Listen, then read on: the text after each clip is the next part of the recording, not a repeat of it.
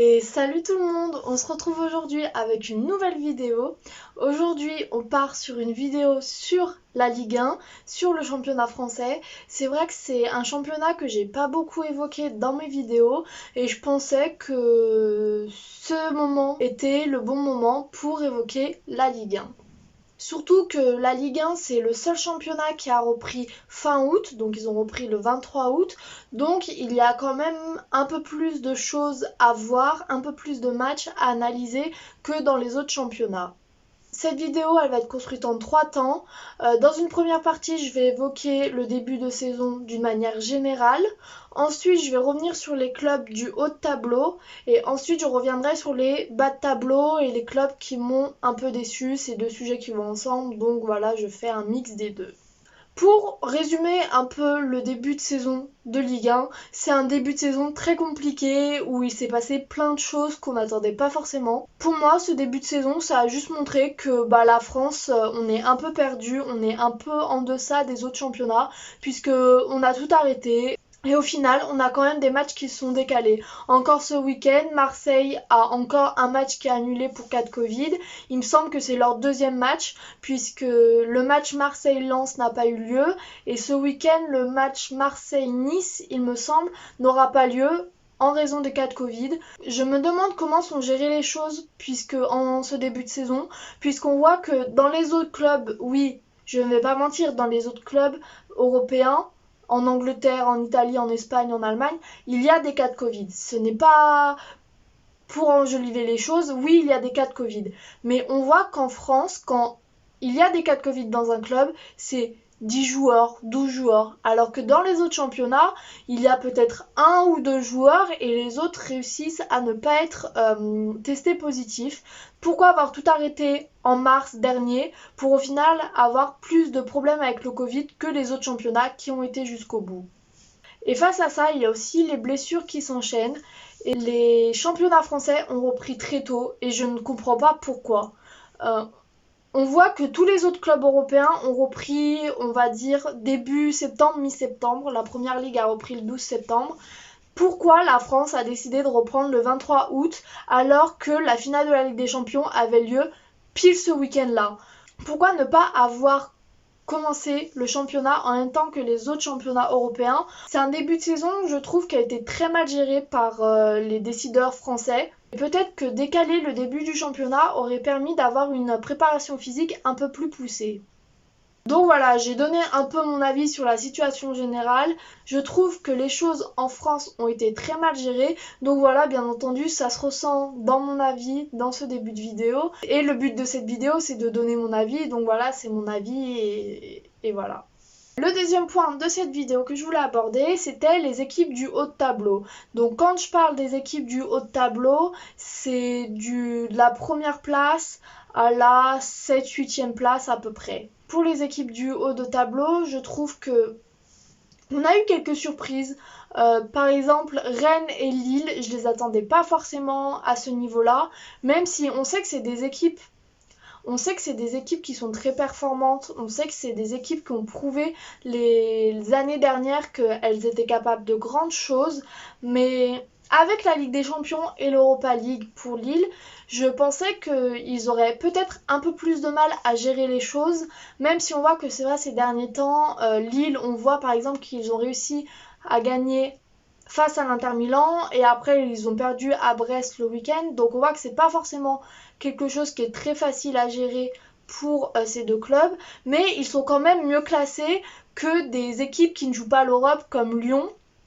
Donc voilà, c'est un peu ma surprise de ce début de saison. C'est vraiment Lille et Rennes qui arrivent à se maintenir à un certain niveau, même si ils ont la Ligue des Champions et l'Europa League à jouer à côté. Donc voilà, c'est une très bonne surprise pour moi. Rennes, c'est vraiment mon coup de cœur de ce début de saison. C'est vraiment une équipe que j'aime beaucoup. Ensuite, dans ce haut de tableau, il y a Marseille et Lyon qui pour moi sont deux cas un peu à part, puisque ces deux grands clubs, ça je pense que personne ne peut mentir là-dessus, c'est deux grands clubs qui ont une belle histoire, qui ont une grande histoire, et ces derniers temps, on voit que c'est très compliqué que ça soit pour Marseille ou pour Lyon. Donc je sais que englober ces deux clubs en même temps, ça va pas plaire à certains supporters.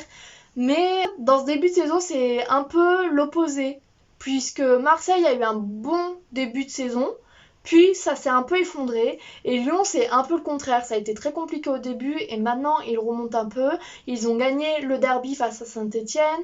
Je vais pas mentir en disant que Lyon, je les vois concourir pour le titre et tout, je pense toujours que avec Rudy Garcia comme coach, ça va être très compliqué. Surtout qu'il y a le mercato en janvier et d'après les rumeurs de Paille, ça va être très compliqué de le garder. À voir, on ne sait pas s'il sera toujours dans le club. Dembélé, on ne sait pas. En fait, il y a beaucoup de flou autour de ce club. C'est-à-dire qu'ils sont capables de battre une semaine Manchester City et la semaine d'après de perdre contre Dijon qui est dernier de Ligue 1. Et c'est cette irrégularité qui va coûter beaucoup de points, je pense, à ce club. Mais on peut penser que cette saison va aller au bout et je pense que ils arriveront à retourner en Europe. Ligue des Champions ou Europa League, je ne sais pas encore. J'attends de voir après le mercato ce qui se passera. Mais oui, je pense que cette équipe réussira à retourner en Europe. Pour Marseille, comme je l'ai dit, c'est un peu l'inverse de Lyon. Ils ont très bien commencé. Et depuis qu'ils ont gagné à Paris, j'ai l'impression que tout s'est effondré. C'est-à-dire ils ont gagné à Paris, ils étaient contents d'avoir gagné à Paris. Et après, ils ont perdu à Saint-Etienne. Ils ont fait des prestations catastrophiques en Ligue des Champions. Et voilà, pour moi, le point d'orgue de cette saison, de cette équipe, c'est vraiment Paris. Ils ont gagné à Paris et depuis, plus rien. Depuis, on a l'impression que c'est un peu tout retombé. Je pense que Marseille peut dire merci à Mandanda pour leur place au classement parce que Mandanda, depuis le début de la saison, il fait des matchs de haut niveau. Et je pense que c'est vraiment lui qui sauve le club d'une place pire que celle-là. Dans le haut du tableau, il y a aussi donc Monaco.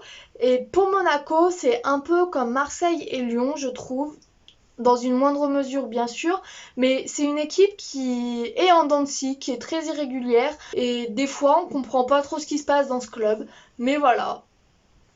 Enfin, je voulais terminer cette partie en évoquant Paris. C'est vrai qu'ils ont eu beaucoup de mal au début de saison et ça peut se comprendre à cause des malades du Covid qui ont été absents à un bon moment, des blessures qui s'enchaînent. Je pense qu'ils n'ont pas connu un début de saison aussi compliqué depuis un moment. On voit qu'en Ligue des Champions, ça se passe pas forcément super bien non plus. Mais contrairement aux autres équipes, je pense qu'on peut expliquer ça par le nombre d'absents qu'il y a et aussi je pense qu'il y a un problème de coaching dans cette équipe. Je pense qu'il y a des gros problèmes au niveau de la gestion du club. Je pense que c'est à noter parce que ce début de saison, ça fait longtemps qu'on n'avait pas eu un début de saison comme cela à Paris. Mon troisième point, je vais évoquer un peu les déceptions de ce début de saison, à mon sens, mes déceptions. Donc, parmi mes déceptions, donc je pense que c'est Saint-Etienne. C'est une équipe qui a perdu deux grands joueurs en peu de temps. Donc Saliba qui est parti à Arsenal et Wesley Fofana qui est parti à Leicester. Et je pense que le fait d'avoir perdu ces deux joueurs a été très négatif pour ce club, puisque pour l'instant ils sont sur une série de 6 matchs sans victoire. À la reprise, c'est une équipe qui marchait très bien.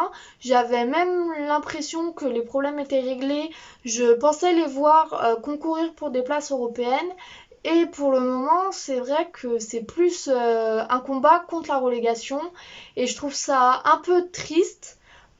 Parce que c'est un club qui nous habitue à très bien jouer et c'est vrai que par exemple si on voit le derby, même s'ils l'ont perdu, ils ont montré de très belles choses, mais je trouve que c'est un club qui mérite quand même de se battre pour des places européennes, qui mérite au moins de jouer l'Europa League, mais voilà, c'est en ce moment, pour le moment, c'est une de mes déceptions.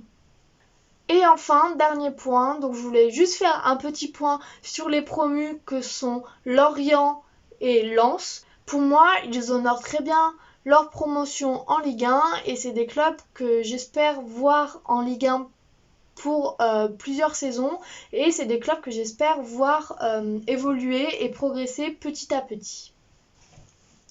Donc voilà, je pense que j'ai évoqué à peu près tous les points que je voulais évoquer. Bien entendu, je n'ai pas évoqué tous les clubs de Ligue 1. Il y a 20 clubs. Si je devais revenir point par point sur tous les clubs, ma vidéo durerait 1 heure.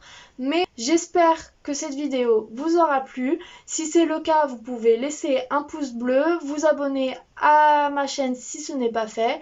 Et puis quant à moi, je vous dis à mardi pour une prochaine vidéo ou à samedi si vous regardez seulement les vidéos football. Dans tous les cas, je vous dis à la semaine prochaine et à bientôt.